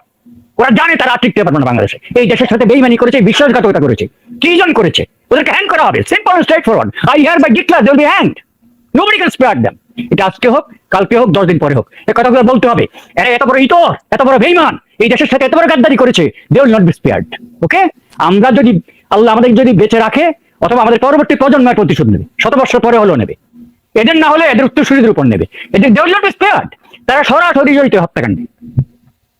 আমি আপনাকে এটুকু বলতে পারি। এটা আমরা 12 বছর ধরে একটানা গবেষণা করছি। একই প্রমাণে আপনি যা বলছেন আমার রিসার্চের সাথে মিলে যাচ্ছে, অন্য যারা করছে মিলে যাচ্ছে, তদন্তের কথা মিলে যাচ্ছে, সার্ভিং অফিসার যারা স্পটে ছিল মিলে যাচ্ছে, যে ডেইলির ভিতর থেকে জীবনটা বাঁচিয়ে বহু কষ্টে বেরিয়ে আসছে, তার বক্তব্য আমার তদন্তের সাথে মিলে যাচ্ছে, আমার ফলাফলের সাথে মিলে যাচ্ছে। এখন তো দ্বিমত করার কোনো কারণ নেই, দ্বিমতের কোনো অবকাশও নেই। তারা জড়িত, ইউ আর ইনভলভড। তবে আপনি তো শহীদ ভাই, আপনি তো এটাকে ইনডিফিনিট টাইমের উপর ছেড়ে দিচ্ছেন। মানে আমি জানি না আপনি কেন ছেড়ে দিচ্ছেন। আমি যদি বলতে চাচ্ছি যে এরকম একটি সুশৃঙ্খল বাহিনী, তাদের উপর এত অন্যায় অত্যাচার, এরকম একটি হত্যাকাণ্ডের পরে যারা প্রতিবাদ করলো তারাও নিগৃহীত হচ্ছে। তো মানে আমি ঠিক বুঝি না আর কি, আমার ঠিক বুঝে আসে না। যে আমি বলছি না যে তারা বিদ্রোহ করুক, আমি বলছি না যে তাদেরকে উশৃঙ্খল হতে হবে, কিন্তু শৃঙ্খলার মধ্যে থেকেও তো শক্ত প্রতিরোধ তৈরি করা যায়। সেনাবাহিনী তো যায় না। তো আমি একটা জায়গা, আমি এই যে বসে আছি না এভাবে, আমার চোখ নড়বে না। বাকিংহাম প্যালেসের সামনে গেছেন লন্ডনে? আপনি দেখছেন কটা গার্ড দাঁড়িয়ে আছে ওখানে? আপনি 2 ঘন্টা দাঁড়িয়ে থাকবেন, একবার ওদের চোখ পড়ে না। ওকে, এবং এটাই প্রয়োজন একটা দেশকে রক্ষা করার জন্য। আপনার নির্দেশে আমি গুলির সামনে যাব, তাই না? এটাই প্রয়োজন। আমি যা দেখছি, আপনি যা বলছেন সেগুলা হচ্ছে রুলের কথা বলছেন। আমি যা বলছি, আমি রুলের কথা আমার ভুল বুঝাবুঝিটা একটু অবসান হওয়া দরকার। আমি আপনাকে বলি, যারা এটা পরিকল্পনা করেছে, যারা এটা এক্সিকিউট করেছে, বাস্তবায়িত করেছে, এই লোকগুলো কিন্তু আপনি আন্ডার এস্টিমেট করার কারণ নাই। এইটার পরিকল্পনা আসছে দেশের বাইরে থেকে, দেশীয় যোগসাজশ সেটা সংগঠিত হয়েছে। সুতরাং যারা এই পরিকল্পনা করেছে তারা যথেষ্ট মেধাবী বলে আমরা ধরে নেব, তাই না? দেশের বাইরে থেকে উচ্চ মেধা সম্পন্ন। We have to be smarter than them, we have to defeat them squarely and beautifully. তার জন্য সময় লাগবে, ধৈর্য লাগবে। ওরাও তো একদিন এই ঘটনা ঘটে নাই। ওরা তো বিডিআর নিয়ে ওদের মাথা ব্যথা ছিল 40 বছর 45 বছর। 2009 সালে এসে এই ঘটনা ঘটেছে। তা আমরাও সময় নেব। Okay, will not let them win. আর ভিক্টরিটা এত হারিডলি কোনো ভিক্টরি আনা যায় না। বিজয়টা সময় মতো ফিরিয়ে আনতে হয়। 12 বছর কি আপনার কাছে খুব অল্প সময় মনে হচ্ছে? না, বিচারের জন্য 12 বছর খুব দীর্ঘায়িত সময়। বাট প্রতিশোধ নেওয়ার যদি কথা বলা হয় তাহলে আমি বলবো 12 বছর খুব একটা বেশি সময় না। তবে শহীদ ভাই, আপনি যা বলছেন, আমার লাল সালুর একটি সৈয়দ ওয়ালিউল্লাহ লাল সালুর একটি ডায়লগ মনে পড়ছে, যে ধান দিয়া কি হইব মানুষের জানি যদি না থাকে। মানুষের জান তো এমনি থাকে না, থাকে। আমাদের জীবনটা কত বড়, একটা জাতির ইতিহাসে 12 বছর কোনো সময় না। আপনারা ধৈর্যহীন হবেন না, একটা জাতির ইতিহাসে 12 বছর কোনো সময় না। আমি ধৈর্যহীন হচ্ছি না, আমি শুধু বিষয়টাকে বিশ্লেষণ করার চেষ্টা করছি। সবাই ধৈর্যহীন হচ্ছি, আমিও হচ্ছি। আমি দর্শকদেরকে জানানোর চেষ্টা করছি ইতিহাসের দর্পণে 12 বছর তেমন কোনো বিষয় নয়। না, ও তো ধরেন একে একে যেভাবে অফিসারদেরকে বের করে দেওয়া হচ্ছে, চাকরিচ্যুত হচ্ছে, গুম হচ্ছে, তো বের করা অফিসার গুলো কোথায় যাচ্ছে? আপনি দেখেন না 12 বছরে নতুন যে ব্যাচটা ঢুকছে এবং পুরান যারা বের হয়ে গেছে, একটা পর্যায়ে এমন একটা গ্রুপ আসবে সেনাবাহিনীতে যারা এই 25 ফেব্রুয়ারির কথা জানেনই না, তারা জানেই না কিছু। আপনি অফিসারদেরকে বের করে দিচ্ছেন, বের করা অফিসারে বসে নেই, সেনাবাহিনীর অফিসারে বসে থাকে না। এই অল্প বয়সে একটা ছেলেকে ওখানে তো ক্লাস 1 গ্যাজেট অফিসার, এটা তো মাস্টার ডিগ্রি পাস করাও নিতে পারতো না? কেন ইন্টারমিডিয়েট পাস ছেলেটাকে নেয়? এটা কাঁচা মাটিকে নিয়ে সেখানে এটাকে পোক্ত করা হয়। ওকে, এগুলা বিচ্ছু, এগুলা কোনদিন দমে যাবে না। এটা মরার সময় অ্যাটেনশন হয়েই মরে। সেনাবাহিনী থেকে যাদেরকে বের করে দিছে, অতীতে যতগুলো অভ্যুত্থান হয়েছে সবগুলোতে রিটায়ার্ড অফিসার জড়িত। এই মুহূর্তে রাওয়াকে ভেঙে দেওয়া হচ্ছে, বিকজ রিটায়ার্ড অফিসার ওখানে আছে। মেজর সিনিয়র হত্যার পর থেকে রিটায়ার্ড অফিসার ইউনাইটেড হয়েছে, ওটাকে ভেঙে দেওয়া হচ্ছে এখন। সমস্ত ভয় তো রিটায়ার্ড অফিসারদের নিয়েই। বের করে দিতে আরো সুবিধা, যত বের করবা তত ভালো, কারণ ওখানে তো ভিতর থেকে কিছু করা যায় না। বের করে দাও, পুরো আর্মি খালি করে দাও, তুমি ডাজন্ট ম্যাটার, ইউ স্টে, তুমি থাকো কতদিন থাকো, বাট আয়নাতে নিজের চেহারাটা দেখো, আজকে তোমার পরিণতি কি কি অবস্থায় এসে দাঁড়িয়েছে। মিথ্যার পর মিথ্যা। আজকে ঢাকায় খবর করছে আমাদের পররাষ্ট্রমন্ত্রী আমেরিকার সেক্রেটারি অফ স্টেটের সাথে দেখা করছে, এখন ভয়েস অফ আমেরিকা নিউজ করছে না আমাদের সাথে কোনো দেখা হয় নাই, এখানে টেলিফোনে আমার সাথে কথা হয়েছে। তো তুমি যে টেলিফোনে কথা বলতে হয়, তোমাকে ওয়াশিংটন আসছে এখানে, এটা ভার্চুয়ালও কিন্তু হয় নাই, কোনো ছবিও আসে নাই। এর আগে দেখেন ফেসবুক সম্বন্ধে এক মন্ত্রী বললো কি, ফেসবুক বলছে তাদের ওই ভিডিও, আল জাজিরার ভিডিওটা সরাই নেবে, এবং তারা আমাদেরকে বলছে এটা তারা সরাই নেবে কোর্টের আদেশ। ফেসবুক বলছে আমরা কোনো কোর্টের আদেশও পাই নাই, আমরা এমন কোনো স্টেটমেন্টও দেই নাই। এর আগে জাতিসংঘ সম্পর্কে মিথ্যা কথা বলা হলো কি, আপনাকে একটা করে দৃষ্টান্ত দিচ্ছি, কতটুকু দেউলিয়া হলে একটা সরকার, কতটুকু দেউলিয়া হলে এই ধরনের সিদ্ধান্ত নেয়। বলা হলো কি, যে ইসরায়েলি যে ইকুইপমেন্ট গুলোর কথা বলা হচ্ছে, অভিযোগ করা হচ্ছে, এটা জাতিসংঘ আমাদের মিশনের জন্য কিনা হচ্ছে, ঠিক 24 ঘন্টার মধ্যে জাতিসংঘ কাউন্টার স্টেটমেন্ট দিয়ে বললো এদের জন্য কোনো জিনিস আমরা ব্যবহার করি না, আমাদের জন্য কিনা হয় না। আন্তর্জাতিক সংস্থাগুলোর সাথে চন্ডালি করা শুরু করছে, আর দেশের মানুষের সাথে মিথ্যা কথা তো শেষ নাই। আপনি যদি টিভি খোলেন সকাল থেকে সন্ধ্যা পর্যন্ত একের পর এক মিথ্যা মিথ্যা মিথ্যা মিথ্যা মিথ্যা, এইভাবে কতদিন কনক, এইভাবে কতদিন? তোমার পাপ তোমাকে ঘিরে ধরেছে, সর্বদিক থেকে ঘিরে ধরেছে। বাঙালি হিসেবে আমার পরিচয় দিতে এখন বাংলাদেশী হিসেবে আমার কাছে লজ্জা লাগে। এত নিচু মানের নেতৃত্ব আসবে কেন দেশে? এত নিচু মানের হবে কেন? আল জাজিরার বিতর্কটা যখন চলছে, আমি একটা সেকেন্ড সময় দেন, আল জাজিরার বিতর্কটা যখন দেশটাকে উত্তাল করে ফেলেছিল এবং বিশ্ব মিডিয়াতে যখন সম্বন্ধ প্রচারিত হচ্ছিল, প্রধানমন্ত্রী অতি কোমল ভাষায়, তার স্বভাব সুলভ ভাষায়, আদর্শ না থাকলে রাজনীতি করে কি লাভ? Can you imagine this? Is it the time এই ধরনের ডায়লগ দেওয়ার? এই মহিলা সেনাকুঞ্জের সমাবেশে বসে বলছিল আপনাদের কাছে ভুল তথ্য আছে। মাননীয় প্রধানমন্ত্রী, তথ্য তো আপনি ওদের কাছ থেকেই পান। আপনার ডিজিএফআই বলেন, এনএসআই বলেন, এসবি বলেন, যত তথ্য আপনার কাছে আসে ওরাই সব ভুল তথ্য দেয়, আপনার তথ্যই ঠিক। আপনি সেই ধরনের রাজনীতিবিদ যে এক হাতেই হত্যা করেন আর এক হাতে খান। ওকে, এটি হলো আপনার স্বভাব। আপনি বলেন আপনাদের কাছে ভুল তথ্য আছে। এইটা হলো difference between politician and the military.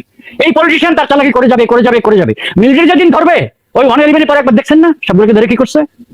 Military যেদিন ধরবে সেদিন কিন্তু এইবার কিন্তু আর রক্ষা পাবে না। আগে কিন্তু যথেষ্ট সমীহ করা হয়েছে, যথেষ্ট সম্মান দেখানো হয়েছে, এবার কিন্তু করা হবে না, বিকজ আপনারা দেশের সংবিধান, দেশের সার্বভৌমত্ব সবকিছু বিক্রি করছেন, সবকিছু ধ্বংস করছেন। This time you must pay heavy price, that's it. It may happen today, tomorrow, day after tomorrow, we don't care, it will happen, it is just time to happen. এটা ঘটবে ইনশাআল্লাহ। ক্যাপ্টেন শহীদ, আমি মেনে নিলাম রাজনৈতিক বিষয় নিয়ে আপনি যা বলছেন, যারা নেতৃত্বে আছে বা তাদের যে অবস্থা, এই সবই ঠিক আছে, সবই আমি মেনে নিচ্ছি, কিন্তু বিষয় হচ্ছে যে সেনাবাহিনীর যারা কর্মকর্তা, যেমন ধরুন আমি আপনাকে একটি বক্তব্য শুনাই। 25 তারিখে যে ঘটনা বিডিআর পিলখানা যেটা হয়েছে, এটা ইররিপেয়ারেবল লস। একটা জিনিস স্মরণ রাখতে হবে যে আমাদেরকে সবাইকে এই সমস্যাটা কিভাবে দূর করে, ইটস এ বিগ ক্রাইসিস, এটা আমাদেরকে রিজলভ করতে হবে। এবং এটা শুধু একলা সেনাবাহিনীর দায়িত্ব না, পুরো দেশবাসীর দায়িত্ব। বাংলাদেশ সেনাবাহিনীর প্রত্যেকটা এলাকা থেকে সংগ্রহ করেছি, তাদের কিছু বক্তব্য ছিল এবং ঢাকার আর এলাকার বক্তব্য ছিল। এই পয়েন্টগুলো আমি এনে মাননীয় প্রধানমন্ত্রীর সাথে কথা বলেছি, আর এবং উনি সিদ্ধান্ত দিয়েছেন এবং সবগুলাই পজিটিভ। এখন সবাই মিলে দেশটাকে সঠিক দিকে এগিয়ে নিয়ে যেতে হবে। রিউমার ছড়িয়ে কার ক্ষতি আমরা করছি, তো আমরা যেন একে অপরের বিপক্ষ না হই। এই সেনাবাহিনী আপনাদেরই সেনাবাহিনী, এটা খেয়াল রাখবেন। আপনার সত্য জিনিসটাই তুলে ধরবেন দেশবাসীর কাছে। তো অনেকেই মঈন আহমেদকে অনেকে বলেন যে লোভী শিয়াল, একজন জেনারেল, 57 জন অফিসার মারা গেছে, এরকম পরিস্থিতি আপনি তার বক্তব্যটা কিভাবে বিশ্লেষণ করেন? এই যে বক্তব্যটা, এটা সম্ভবত 27-28 তারিখে যখন কিছু কিছু পত্রিকায় লেখালেখি শুরু হয়েছিল, বিভিন্ন সোর্সে, যে কাশ্মীর শেখ সেলিম জড়িত, তাপস জড়িত, নানক আজমেরা জড়িত, তো সেটা সেই সময়কার এই বিষয়গুলো ঠেকানোর জন্য মঈন আহমেদ এই কথাটি বলছেন। তো উনি তো সরকারের সাথে ডিলে ছিল, উনি তো এটাই বলবেন, উনি তো ডিলে ছিলেন, ওনার ব্যক্তিগত স্বার্থের ডিল, উনি রাষ্ট্রপতি হবেন বাংলাদেশের। তো এখন কথা হচ্ছে আমরা যখন এই ধরনের জেনারেল প্রডিউস করি, যে নিজের ব্যক্তিগত স্বার্থের জন্য দেশের মানচিত্র বিক্রি হয়ে গেলে কিছু আসে যায় না। এখন তো কথাগুলো বলতে হয়। মহিন সাহেব তো আমার খুব ক্লোজ মানুষ, কিন্তু আমাকে বলতে হচ্ছে, বিকজ আমার কাছে দেশটা বড়, কান্ট্রি ফার্স্ট। ওনারা তো এই করে গেছেন, এবং এখন একই হচ্ছে। আজিজ কি করছে আজিজ দেখছেন না? এই যে এত কিছু হলো, আজিজ হাত দিচ্ছে প্রধানমন্ত্রী, কিছু হচ্ছে আজিজ নাকি এখন সিডিএস হচ্ছে, চিফ অফ ডিফেন্স স্টাফ, আরেক র্যাঙ্ক উপরে। এবং প্রধানমন্ত্রী এখানে যত লোক ধরা খায়, দুর্নীতি করে, অন্যায় করে, সবগুলো প্রমোশন পেয়ে যায়। ওই নিক্সন চৌধুরীও কিন্তু প্রমোশন পেয়ে গেছে, সে এখন স্ট্যান্ডিং কমিটিতে চলে আসছে। এভরিবডি, এটা হলো প্রধানমন্ত্রী স্টাইল। এবং এটা প্রধানমন্ত্রী স্টাইল না, এটা ওই মাফিয়া সূত্রের সাথে মিলে। মাফিয়ারা এইভাবেই করে, ওদের যেই লোকটা ধরা খায় ও আরেকটা পদোন্নতি পেয়ে যায়। কথা বুঝছেন? কারণ এটা কোটারি, তো এটা একটা ফিফডম, এটা ছোট্ট একটা কোটা। ওকে, এখানে এই হাতে গোনা কয়েকটা লোক, এখানে হাতে গোনা কয়েকটা লোক জেনারেল মহিন সরকারের সাথে কম্প্রোমাইজিং ইয়েতে ছিল। তা না হলে আমি আপনাকে একটা কথা বলি, প্রধানমন্ত্রী এখানে যখন উনি ছিলেন, ওখানে একটা ঘটনা ঘটছে, আজকে সিক্রেটটা আমাকে বলতেই হবে। ওখানে একজন প্রাক্তন লেফটেন্যান্ট কর্নেল ছিলেন, বাই কোইন্সিডেন্স অথবা বাই ডিজাইন আমি জানি না। তা না হলে এই সকাল 9:30 বা 10টার সময় তার ওখানে থাকার কথা না। যখন এই 3 বাহিনী প্রধানকে ওখানে বসিয়ে রাখা হলো, দীর্ঘ সময় ওদেরকে অপেক্ষা করানো হলো, তাদেরকে বেরোতে দেওয়া হচ্ছে না। আপনি দেখেন এই 3টা বাহিনী প্রধান যখন ওখানে আটক থাকে, পার্টিকুলারলি সেনাবাহিনী প্রধান যখন আটক থাকে, শুধু সেনাবাহিনী কেন, বিমান বাহিনী তো এখানে ইম্পর্টেন্ট। চট্টগ্রামে বিদ্রোহ হলো, আমরা বিমান বাহিনী ইউজ করছি আমরা, কারণ ওদেরকে ভয় লাগানোর জন্য ফাইটার জেট উড়িয়ে দেওয়া হয়, কত কিছু করা হয়। এখন মজার ব্যাপার হলো কি জানেন, ওই সময়ে তাহারা যখন ওখানে প্রধানমন্ত্রী ওখানে যখন তারা বসে আছে, হঠাৎ করে প্রধানমন্ত্রী একটা ফোন কল আসছে, এবং ওই ফোন কলটা প্রধানমন্ত্রী তাদের সামনে থেকে উঠে পাশের রুমে গিয়ে কলটা নিছেন।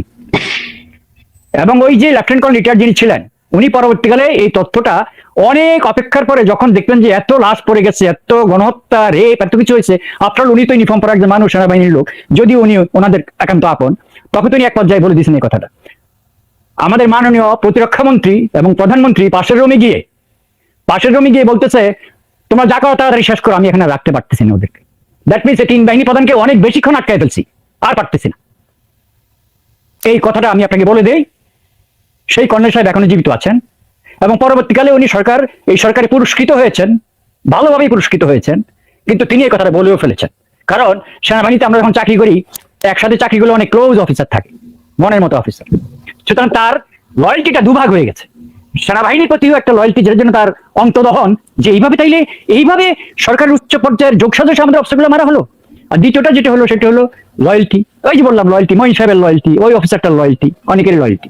আমি এটাকে লয়্যালটি বলতে রাজি না, এটা হচ্ছে লোভ। নিজের ভাইয়ের রক্তের উপর দিয়ে নিজের বেনিফিট খোঁজার চেষ্টা, নিজের ভাইয়ের হত্যাকারীদের সঙ্গে হাত মিলিয়ে, এটা কখনো হতে পারে না আর কি। আপনি কি কারণে এতটা সাবমিসিভ ওয়েতে বলছেন, এতটা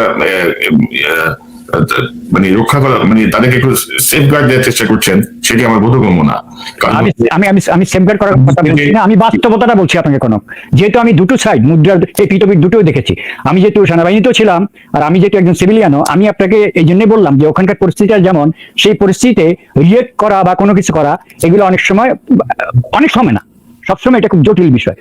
আমি নিজে এখনো, আমি তো 84-এ আমি সেনাবাহিনী চাকরি ছেড়ে আসছি, আমি এখনো বিশ্বাস করি যে আমি যতদিন ইউনিফর্ম পরেছি, দেখেন আমার লেখক হওয়ার শখ ছিল, আমার অনেক কিছু করার শখ ছিল, আমি কিন্তু সিদ্ধান্ত নিচ্ছি আমি ইউনিফর্মকে অপব্যবহার করবো না। আর এখন কিন্তু সবাই ইউনিফর্ম পরে পিএইচডি ডিগ্রি করে ফেলে, খেয়াল করছেন? হ্যাঁ, ল করে ফেলে, এমবিএ করে ফেলে, অনেক নাটক হয়, কোনো কাজে লাগে না যে ডিগ্রিটা করে ফেলে। কিন্তু আমি কিন্তু সিদ্ধান্ত নিচ্ছি যে আমি যদি লেখাপড়া করি, আমি যদি বাইরের জীবনে আমি দাঁড় করাতে চাই, আমার লেখালেখির হাত আছে, আমি কিন্তু বাইরে চলে আসবো। আমি ইউনিফর্মটাকে আমি মনে করি যে ওখানকার ইউনিফর্মটা একটা স্টেরিওটাইপ ব্যাপার স্যাপার, এটা আপনাকে ওইভাবেই ধরে রাখতে হবে। একজন সৈনিক সেইভাবেই থাকে, এবং ওইটা কোনো অকারণে করা হয় না। সেনাবাহিনী হলো আপনার পতিতাবৃত্তির মতো, এটা হলো পৃথিবীর সবচেয়ে ওল্ডেস্ট প্রফেশন, কথা বুঝছেন? এটা কিন্তু ট্রায়াল এন্ড এররের মধ্যে গেলে কিন্তু ইচ্ছে করে এটা ব্যাপারকে সাজানো হয়েছে যাতে এরা যুদ্ধের জন্য প্রস্তুত থাকে। তো সুতরাং ওখানে রাজনৈতিকভাবে কি হলো, ওটা মাথা ঘামানো আপনার দায়িত্ব নয়, সুতরাং আপনি ওইদিকে তাকাবেন না, এটা হলো নিয়ম। বাট আমার কথা হচ্ছে কি, ঠিক আছে সেটি নিয়ম, কিন্তু আমার ভাইয়ের রক্তের উপর দাঁড়িয়ে আমি যে সুবিধা নিচ্ছি না, কোনো এখানে কিন্তু ভাইয়ের রক্তটাও ইম্পর্টেন্ট না। এখানে যে জিনিসটা আমরা, এবং আমি আবার হত্যা শিকার হচ্ছি, এই হত্যাকাণ্ডের প্রতিবাদ করতে যে আমি আবার হত্যা শিকার হচ্ছি, আমি চাকরি হারাচ্ছি, আমি হিউমিলিয়েট হচ্ছি, তো সেটাকে তো ডিসিপ্লিন বলে না। এখানে ভুলটা কথা হয়েছে, আমি যেটা বললাম আপনাকে, প্রথমত কমন ফেলিয়ার, আমি বললাম যে মহিন সাহেব কম্প্রোমাইজ, দেখছেন তো।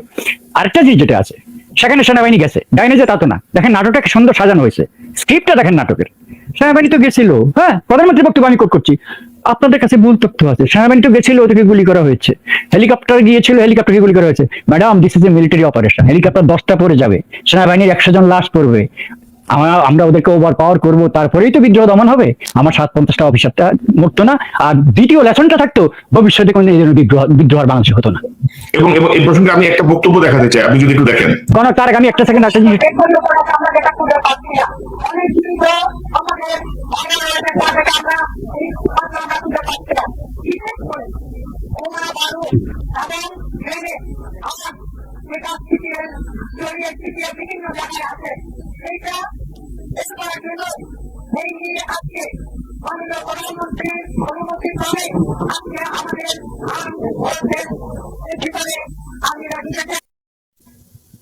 অর্থাৎ বোমা বারুদ অস্ত্র যেগুলো ছড়িয়ে ছিটিয়ে আছে সেগুলো খুঁজে বের করা এবং মেনটেনেন্স করার জন্য প্রধানমন্ত্রীর নির্দেশে সেনাবাহিনী আজকে ভিতরে প্রবেশ করেছে।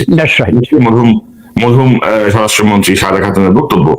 তো এটা হলো শেষ ঘটনা, তাই না? ঘটনা যখন হত্যা যখন বন্ধ হলো, তার আগের ঘটনা সেলফ ডিফেন্সে কাউকে আক্রমণ করা তো যে কোনো আইনে এটা অ্যালাউড। আমাকে যখন কেউ মারতে আসলো তখন আত্মরক্ষার জন্য তো আমি মারবো। সেনাবাহিনী বিডিআর গেটে গেল, গুলি করে আমাদের একজন সৈনিক শহীদ হয়ে গেলেন। এরপরে কিন্তু আর কোনো কথা থাকে না কেন আমি আক্রমণ করবো না। হেলিকপ্টার ওখানে গেল, হেলিকপ্টারে গুলি হলো, এরপরে আর কোনো কথা থাকে না কেন আমি আক্রমণ করবো না।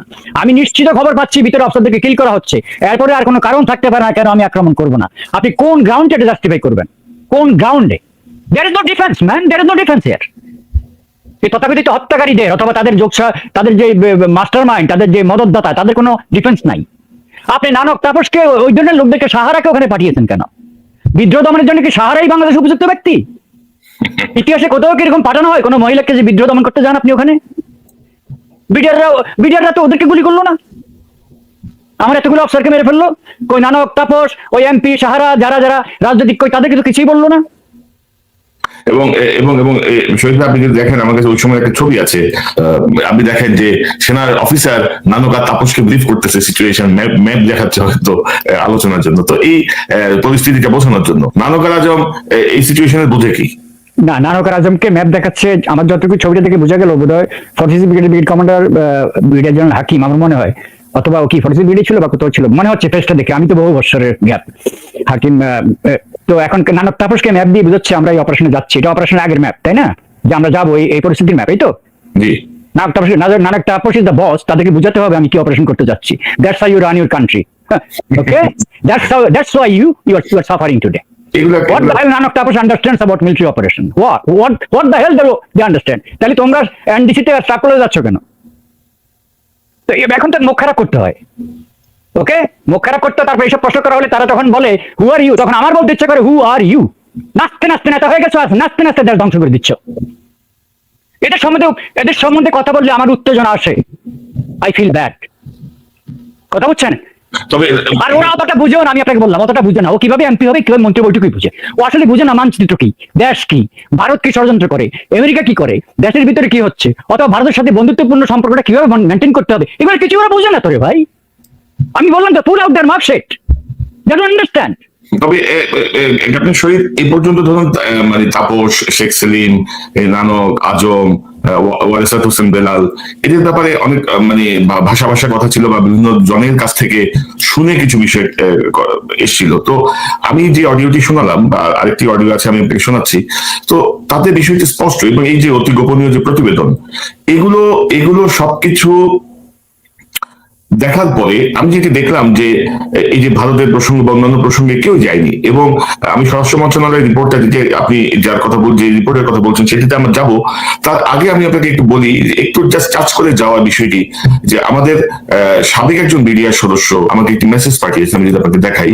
তিনি বলছেন যে হেডকোয়ার্টারে কর্মরত ছিলাম, ঘটনার দিন দরবার হলের সামনে আওয়ামী লীগ নেতা তলাবালির ছেলে লেদার লিটনকে দেখতে পাই, এবং 25 মিনিটের মধ্যে ঘটনার সূত্রপাত। একটি অ্যাশ কালারের গাড়ি ভিতরে প্রবেশ করে, গাড়িতে আনুমানিক 7 জন লোক, বিডিআর এর ইউনিফর্ম পরা ছিল। তারা 6 জন গাড়ি থেকে নেমে ভিতরে প্রবেশ করে। তখন সকল অফিসার এক লাইনে দাঁড়িয়ে ছিল। 6 জন এসএমজি হাতে ঢুকে ফায়ার শুরু করে। জানতাম না, আপনি আমাকে এই জিনিসটা দেখাবেন। আমি আপনাকে বলে দিয়েছিলাম যে 9:15 পিকআপ ভ্যান ঢুকছে। জি, ঢুকেছিল গাড়ি ঢুকছে। এখন আপনি গাড়ি বাবরের ভিতরে করতে পারেন যে এটা কি পিকআপ ভ্যান ছিল, ব্ল্যাক কার ছিল, লোককে 7 জন ছিল না 9 জন ছিল। Fact is, okay, whatever you call the flower, it's rose. এবং ক্যাপ্টেন শহীদ, আমি অন্য প্রসঙ্গে যাবো তার আগে একটু বলি, আমি জেনারেল জাহাঙ্গীর সাহেবকে মেসেজ দিয়েছিলাম একটি ইন্টারভিউতে আসার জন্য আমার সাথে, বা সবকিছু মিলিয়ে তাকে আমি বেশ কয়েকবার টেলিফোন করেছি, মেসেজ দিয়েছি, কিন্তু দুর্ভাগ্যজনক তিনি রেসপন্ড করেননি। শুনলাম তিনি খুব জোরে সোরে এখন আল্লাহ বিল্লাহ করেন, পরকালের চিন্তায় ব্যস্ত হয়ে পড়ছেন। কি মনে করেন আপনি? এই যে জাহাঙ্গীর সাহেবের মতো একজন অফিসার, তদন্ত কমিটির প্রধান, এত হাজার পৃষ্ঠা তদন্ত রিপোর্ট, সবকিছু চাপা পড়ে গেল, বিচার হলো না, উনি কি মানে এরা কি ব্যক্তিগত ভাবে কোন গিলটি ফিলিংস এ ভোগে না? গিলটি ফিলিংস ভোগে বলেই তো আপাতত মশগুল থাকতেছে, এখন তবা করতেছে আল্লাহর কাছে, আল্লাহ হ্যাভ ফেইলড। কিন্তু আবার একটা জিনিস বলি, জেনারেল জাহাঙ্গীর ব্যক্তিগত আমি যতটুকু জানি উনি কিন্তু মানুষটা ভালো মানুষ, হ্যাঁ, একটা ভালো মানুষ, অতটুকু ষড়যন্ত্র উনি বুঝেন না ওইভাবে, আমি যতটুকু জানি। এবং উনি যেসব আপনার প্রশ্নের জবাব দেয় নাই এভাবে, কিন্তু আমাদের ব্যক্তিগত সার্কেলে আমরা যারা তার সাথে চাকরি করছি বা যাদেরকে চিনে, উনি যেসব সবসময় একটা ওই তার ভিতরে একটা হতাশা কাজ করছে যে এত সুন্দর একটা তদন্ত তারপরে করলাম, করার পর এটার কোনো কাজ হলো না, it did not yield into anything fruitful, এটারে একটা ছুঁড়ে ফেলা হয়েছে আর কি রীতিমতো। তো এটা আপনি তদন্ত করাচ্ছেন কেন? তদন্তগুলো হয় কেন বাংলাদেশে? একটা তদন্তের মুখ দেখেন কোনো সময়? যেসব তদন্তের রিপোর্ট বের হয় না সবগুলোতে সরকার জড়িত। বটম লাইন, জয় কনক্লুশন, যেখানে দেখবেন তদন্তের অর্ডার দিয়ে দিচ্ছে তাড়াতাড়ি, এখনই তদন্ত হবে, তারপর এটার কোনো রেজাল্টের মুখ দেখবেন না, এটার মধ্যে সরকার জড়িত এবং এটার মধ্যে একদম সরকারের উচ্চ পর্যায়ের লোকটা জড়িত, মনে রাখবেন। আমরা অন্য প্রসঙ্গে যাই। আমি একটু দেখাতে চাই আপনাকে, তদন্ত কমিটি যেটি স্বরাষ্ট্র মন্ত্রণালয়ের আনিসুজ্জামান সাহেবের নেতৃত্বে একটি তদন্ত কমিটি গঠন হয়েছিল, সেই তদন্ত কমিটিতেও আপনার মূলত তারা যেটি বলেছেন যে এই ঘটনার সঙ্গে হচ্ছে এই যে তাপস, শেখ সেলিম, তারপরে নানক, এদের সংশ্লিষ্টতার কথা বলা হয়েছে, এবং তদন্ত কমিটি অত্যন্ত হতাশার সঙ্গে জানিয়েছে যে তারা এই তদন্ত করতে যে কোনো পর্যায় থেকে কোনো ধরনের সহযোগিতা পাননি। আমাদের যারা গোয়েন্দা সংস্থা বা বিভিন্ন বাহিনী আছে তারা এই স্বরাষ্ট্র মন্ত্রণালয়ের আনিসুজ্জামান সাহেবের তদন্ত কমিটিকে কোনো ধরনের সহযোগিতা করেনি, এবং এই রিপোর্টটি অত্যন্ত গুরুত্বপূর্ণ। এবং আপনি যদি দেখেন জনাব শহীদ ইসলাম, এই গোলাগুলির মধ্যে যেভাবে নানক, আজম, ওয়ারিসাত হোসেন বেলাল তারা যেভাবে সাদা পতাকা একটা নিয়ে নাটকের মতো করে সামনে চলে গেল, ভিতরে চলে গেল, কথা বললো, এবং আমাকে তদন্ত সংশ্লিষ্ট একজন জানিয়েছেন যে তারা ভিতরের যে ফোন কলের যে লিস্টটি তারা উদ্ধার করেছেন, সেই লিস্টে ফেব্রুয়ারির 23 তারিখ থেকে সম্ভবত 27 তারিখ পর্যন্ত নানকের সঙ্গে ডিএডি তৌহিদ সহ বিভিন্ন পর্যায়ে প্রায় 200 বার কথা হয়েছে বিভিন্ন সময়ে, এটি তারা পেয়েছেন। কিন্তু পুরো অপারেশনটা ওরা টেলিফোনের মাধ্যমে গাইড করছে। জি, তো এই যে, কিন্তু তারপরেও ধরেন নানক এবং আজমকে বিশ্লেষণ মানে তাদের ব্যাপারে তেমন কোনো অনুসন্ধান হয়নি। তো আমি একটি রেকর্ড শোনাতে চাই যে নানক এবং আজমকে অনেকে মনে করেন যে তারা খুবই কি বলবো মহান কাজ করেছেন, বিডিআর যে ঘটনাটি তারা জীবনের ঝুঁকি নিয়ে ভিতরে গেছেন, সমাধানের চেষ্টা করেছেন, কিন্তু বেসিক্যালি এই দুজনই কিন্তু ভয়াবহ রকমের কি বলবো কিলার। এবং আমি এখানে একটি রেকর্ড শোনাতে চাই দর্শকদের। এই রেকর্ডটি হচ্ছে শেখ সেলিমের একটি স্বীকারোক্তিমূলক রেকর্ড, এবং এর একটি ভাষা অংশ ইউটিউবে মাঝে মাঝে দেখতে পাওয়া যায়। আমি এটি হচ্ছে অন্য একটি গ্রুপের কাছে শেখ সেলিম যে কনফেস করেছেন তার একটি অংশ আমি শহীদ ভাই আপনাকে শোনাতে চাই, আপনার মাধ্যমে দর্শকদের শোনাতে চাই।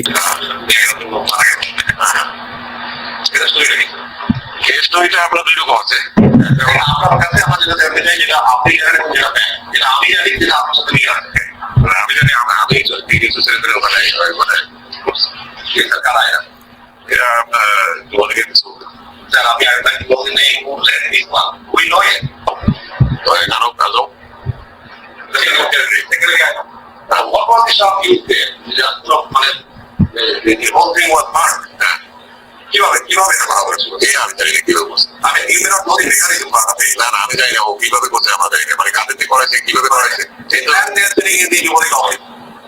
এটা হতে পারে ওদের সেই প্ল্যানটা হচ্ছে এইসব সবজি আমি কিছু ভাবছি না আমি যদি না নানু কাকে ওখানে মিটিং করছে এবং বলছে যে কোনো জায়গায় গোলমাল সৃষ্টি করতে হবে, তারপরে ওই যে সেই গোলমাল সিস্টেমে যে পাস করানো হবে এইগুলো মানে গোলমাল তারপর এখানে তাকে পাঠাই দিচ্ছে, তারপরে এই ইনসিডেন্ট ওইটা হয়ে গেল।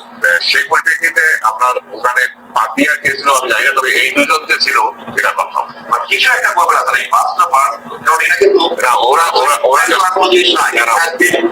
ওরা কিছু বলবে কি বলবে সেটা তো আর আমি আপনার ওনাদের বুঝতে যাবো না, কিন্তু ওরা ওরা এখানে একটা ঘটনা ঘটাবে এইটা আপনার আপনার নোটিশ করো আমাকে হয়তো দুইজন কি বলেন বাচ্চা করা হয়তো তারপর কি লাগাবে সেটা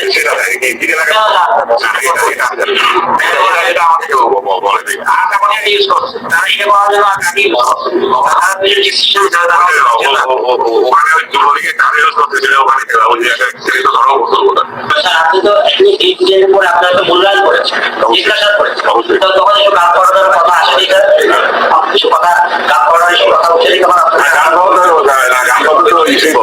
ওটা তো পুলিশই বলছে, পুলিশই তো বলছিল যে গাগার বন্ধ আপনি জানিভাবে কথা বলছেন বুঝছেন স্যার, এবার হঠাৎ করে যেটা ছাত্র বাইসের দামটা পড়ে যাবে আমি এখন স্যার রাগ উঠতেছি কিন্তু স্যার পুলিশ বলছে আপনারা কি আলাপ কথাবার্তা বলতে পারতেছেন নাকি আমি রাগ বাজা পারতেছি স্যার, আপনি আমার সিগারেট খাওয়াচ্ছি এমনি নাকি স্যার ওই এক্সারসাইজ শেষ এখন আমার শেষ হয়ে যাচ্ছে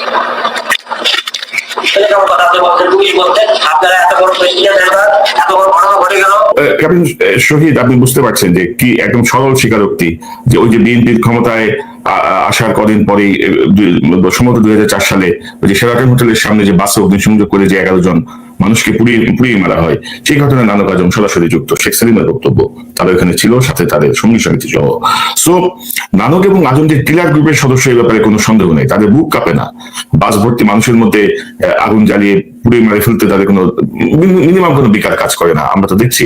এবং আপনি জানেন যে ইতিমধ্যে 2013 সালেই এই মামলা রাজনৈতিক বিবেচনায় প্রত্যাহার করে নেওয়া হয়েছে। তো এই অবস্থা, মানে ভাই আমি যখন এই ইন্টারোগেশন বা সবকিছু মিলিয়ে যখন এই রিয়েল ফ্যাক্ট গুলো শুনছিলাম, বিশ্বাস করেন আমি গত কয়েকদিন খুবই মানে স্বাভাবিক অবস্থায় নাই, আমি খুবই মানে বেদনাদায়ক অবস্থায় আছি, খুবই বিক্ষিপ্ত অবস্থায় আমি দিনাতিপাত করছি। কি মনে করেন আপনি, কিভাবে দেখেন এই যে স্বীকারোক্তি, এই যে সরাসরি ইন্ডিকেশন, তারপরেও একটা দেশের এদের মধ্যে কেউ মন্ত্রী হচ্ছে, এদের মধ্যে কেউ মেয়র হচ্ছে, এরা খুব প্রভাবশালী ব্যক্তি, কি মনে করেন আপনি, কিভাবে দেখেন বিশ্লেষণটা জানতে চাই। এখন আমি যত বড় বিদ্যা নই, আর জবাব তো আমি দিতে পারবো না, সুতরাং জবাব কোরআনে আছে, জাতি যেমন তার নেতা তেমন, তোমরা যেমন মানুষ তোমাদেরকে আমি তেমন নেতৃত্ব উপহার দেব। আল্লাহ বলছেন, আল্লাহ রসুল বলে গেছেন। আমাদের চরিত্র পরিবর্তন করি যদি, ভালো নেতৃত্ব আমাদের কপালে আসবে। আর আমরা যে অবস্থায় আছি এখন, এটা হলো দার্শনিক এবং ধর্মীয় ব্যাখ্যা মুদ্রা কথায়, কিন্তু এখন যদি আবার বাস্তবতার নিরিখে বলতে যান, তাহলে আমি বলবো যে এই দেশটাকে একটা পরিবারতন্ত্রের গণ্ডি থেকে বের করতে হবে। আপনি যতগুলো মাফিয়ার সৃষ্টি, মাফিয়ার উদ্ভব, মাফিয়ার বিকাশ, মাফিয়াতন্ত্রের এই যে পরিবর্তন বলতে কি বোঝাচ্ছে, জনগণ কি করবে? আমি বলছি এই পরিবারতন্ত্র থেকে রাজনীতিকে বের করে আনতে হবে পরবর্তী পরিবর্তনে। এখানে শুধু সংবিধান সংশোধন করলে হবে না, একটা গণভোট করে দেশটাকে আমাদের দেশের জন্য এই আপনার সংসদীয় গণতন্ত্রটা যেটা আমরা এখন মানে আমরা যেটা প্র্যাকটিস করছি, এটা আমার কাছে ডিফিটিং মনে হচ্ছে না। আমাদের এখানে ভালো নেতৃত্ব বের করে আনতে হলে আমাদেরকে যেটা করতে হবে, আমাদেরকে রাষ্ট্রপতি পদ্ধতি শাসনে চলে যেতে হবে। কেননা যতদিন পর্যন্ত আমরা সংসদীয় পদ্ধতি থাকবো, এই পরিবারতন্ত্রটা থেকে আমরা বেরোতে পারবো না। আর এই সমস্ত মাফিয়াতন্ত্রের সৃষ্টি হয় পরিবারতন্ত্র থেকে। শেখ সেলিমের এই স্বীকারোক্তিটা আপনি কিভাবে দেখেন, ওনাদের কথাগুলা আপনি কিভাবে দেখেন? এবং এই জিনিসগুলা সবগুলা জাতি জানে, শুধু আমি আর আপনি না, শুধু সেনাবাহিনীর অফিসার না, অনেক রিক্সাওয়ালা এই ঘটনা জানে, একজন শ্রমিক এই ঘটনা জানে। এই জানার পরে এই যে বললাম তো, মাফিয়াতন্ত্রের ভিতরে পড়ে গেছেন আপনি একটা পরিবারতন্ত্রের চক্করের মধ্যে পড়ে গেছেন আপনি। এখন ওই ওদের লয়াল যারা থাকবে, আজকে সেলিমটা কে? ওই পরিবারতন্ত্রের লোক। মানব তাপসকে, তারা ওখানে কানেক্ট হয়েছে ওই পরিবারের সাথে। সুতরাং এই ব্যক্তিগত কানেকশন দিয়ে, ব্যক্তিগত আনুগত্য দিয়ে যখন রাজনীতি চলে, তখন তো রাষ্ট্র উপেক্ষিত হয়, সমাজ উপেক্ষিত হয়, সবকিছু উপেক্ষিত হয়। এই যে একটা থিওরিটিক্যাল প্রেক্ষাপট, এই প্রেক্ষাপটটাকে আপনাকে মাথায় রাখতে হবে, এই সিস্টেমটাকে পরিবর্তন করতে হবে। কিন্তু আমরা অনেক আলোচনা করলাম আমার অনুষ্ঠানের শেষ দিকে। আচ্ছা, তাহলে আমরা কি আমাদের এই 50 বছর, এই তো কদিন পরে আমরা পড়তে হবে 50 বছর, 50 বছরে বাংলাদেশের এই করুণ পরিণতি, তাই না? তো আপনি কি মনে করেন, আপনার শেষ কথা কি? এই দেশ, এই জাতি সবকিছু মিলায় এই মুহূর্তে করণীয় কি, বা আমরা কি করতে পারি? আস্তে আস্তে বুদবুদ গুলো জমা হচ্ছে, ইনশাল্লাহ সহসাই বাংলাদেশ একটা নতুন ডাইরেকশনের দিকে ধাবিত হবে। বাংলাদেশ আবার একটা নতুন সূর্যোদয়ের অপেক্ষা করছি আমরা। এখানে কিছু সন্তান আছে যারা তুলনাহীন, ওরা আকাশে তুলেছে ঝড়, ওদের কাহিনী শত্রুর খুনে, কামাল বারুদ গোলার আগুনে আজও রোমাঞ্চকর। এই দেশ স্বাধীন করেছে যারা, তাদের মতো আরেকটা নতুন প্রজন্ম থেকে আরেকটা গোষ্ঠী বেরিয়ে আসবে।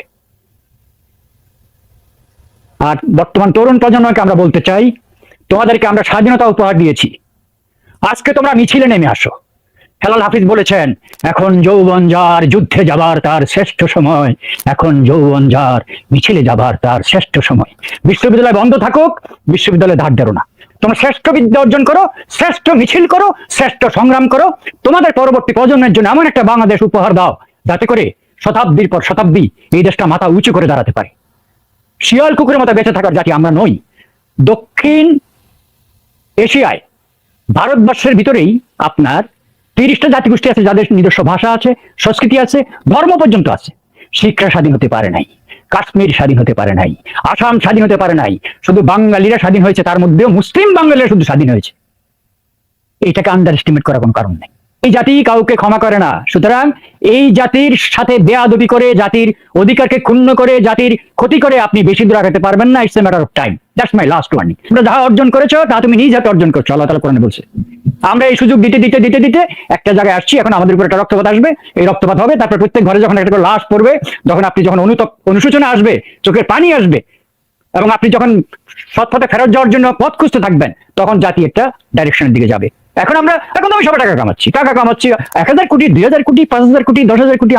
আমরা একটা ইলিউশনের ভিতরে আছি, একটা ঝিলকের ভিতরে আছি। কথা বলছেন? একটা মরিচিকার ভিতর দিয়ে পার হচ্ছি আমরা। এই আবেশটা কেটে যাবে। ওকে, সুনার এই আবেশটা কেটে যাবে। আসছে, সময় আসছে। আমার কাছে এই দেশটা প্রথম। I love my country, that's it. আমার দেশকে যে 12টা বাজাতে চাবে, আমি তার 14টা বাজাবো। অস্ত্র দিয়ে পারি, শক্তি দিয়ে পারি, বক্তব্য দিয়ে পারি, লেখনী দিয়ে পারি। I am not going to spare them. আমি একাই 100, I M a single man army. আমি সারা জীবন একাই ফাইট করছি। আমি কোনো দলেরও না, আমি কারো বেনিফিটও খাই না। ঠিক আছে? তো এগুলা these are things on record. খুদা হাফেজ, সবাই ভালো থাকুন, দোয়া করবেন। ধন্যবাদ শহীদ ভাই।